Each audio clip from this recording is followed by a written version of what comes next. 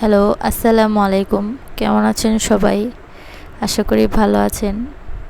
আজকে আপনাদের সাথে আমি একটি রেসিপি নিয়ে চলে এসেছি, সেটা হচ্ছে ডিম ডালের রেসিপি। এই ডিম ডালের রেসিপিটা তৈরি করতে আমি এখানে তেল, পেঁয়াজ দিয়ে দিয়েছি। দিয়ে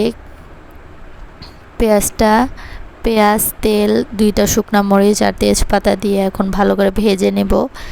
ডিম ডালের রেসিপিটা আমি মশলা কষিয়ে তারপরে ডিম ডালটা রান্না করব। তো এখানে আমি কিছুটা পানি দিয়ে দিলাম। পানি দিয়ে এখন আমার গুঁড়া মশলাগুলো দিয়ে দিব। এখানে দিয়ে দিচ্ছি সামান্য পরিমাণে আদা রসুন পেস্ট, হাফ চামচ হলুদের গুঁড়া, হাফ চামচ মরিচের গুঁড়া দিয়ে ভালো করে কষিয়ে নেব। 2-3 বারে পানি দিয়ে মশলাটাকে কষিয়ে নিতে হবে। এই ডিম ডালের রেসিপিটা খুব মজার হয়। যদি আপনারা ট্রাই করে না থাকেন তাহলে অবশ্যই একবার হলেও রান্না করে দেখবেন। এখন আমি এই সব উপকরণ দিয়ে মশলাগুলো দিয়ে এখন কষিয়ে নিব। আমার মশলা কষানো হয়ে গেলে এখানে আমি স্বাদমতো লবণ দিয়ে দিচ্ছি।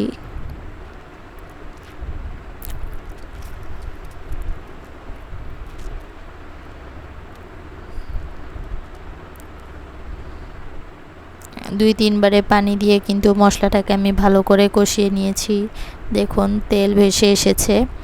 এখন আমার ভালো করে ধুয়ে রাখা মসুরির ডালগুলো দিয়ে দিব। এখানে আমি 1.5 কাপ মসুরির ডাল ধুয়ে ভালো করে ভিজিয়ে রেখেছিলাম। 10-15 মিনিট ভিজিয়ে রেখে তারপরে এই যে রান্নার জন্য নিয়ে এসেছি। এখন আমার ডালগুলোকে মশলার সাথে দিয়ে দিব। দিয়ে নেড়ে চেড়ে মিশিয়ে নিব। আর চুলার জালটা কিন্তু মিডিয়ামে রেখে আমার এই পুরো রান্নাটা আমি কমপ্লিট করব।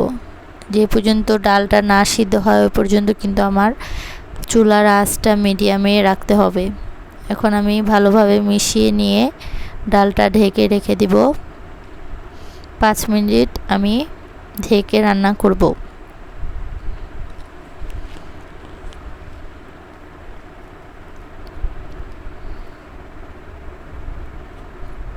5 মিনিট পরে ফিরে এসেছি।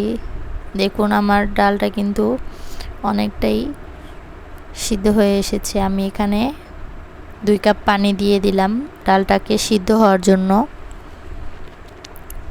ডালটা ভালোভাবে মশলার সাথে কষিয়ে নেওয়ার পরে এখানে আমি কিছু পানি দিয়ে ডালটাকে এখন ঢেকে দিব সিদ্ধ হওয়ার জন্য।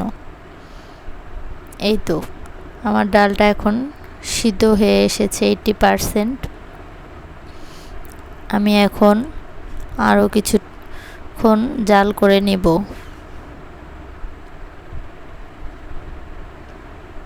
ভালোভাবে কষানো হয়ে গেলে ডালটা যখন এভাবে সিদ্ধ হয়ে আসবে পুরো, তখন আমি একবারে ঝোলের পানিটা দিয়ে দিব ডালের।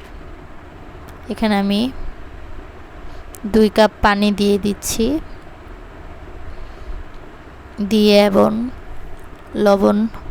লবণ ঠিক আছে কিনা সেটা চেক করে আবার ঢেকে রান্না করব। 5-7 মিনিট জাল করে নিলেই হয়ে যাবে। অন্যদিকে আমি ডিমটা রেডি করে নিব। এই তো আমি ডিম ভেজে নিয়েছি। পেঁয়াজ দিয়ে ডিমগুলোকে ভেজে নিয়েছি। এখন ডিমগুলোকে ছেড়ে দিব। দেখুন উপর দিয়ে ডালে কি সুন্দর তেল ভেসে উঠেছে। এখন আমার ডিমগুলো সুন্দর করে ছেড়ে দিব। ছেড়ে 2-3টা বলক চলে আসলেই আমি আমার রান্নাটা কমপ্লিট করব। আমার কাছে ভাজা জিরার গুঁড়া ছিল না, তাই দেইনি। আপনাদের কাছে যদি থাকে তাহলে দিয়ে নেবেন, তাহলেও খুব মজা লাগবে খেতে। তো আমার এই রান্নাটাই আপনাদের কাছে কেমন লেগেছে অবশ্যই জানাবেন। আমার চ্যানেলটি যদি ভালো লাগে ভিডিও, তাহলে অবশ্যই আমার চ্যানেলটি লাইক দিবেন, সাবস্ক্রাইব করবেন, কমেন্ট করবেন, শেয়ার করবেন।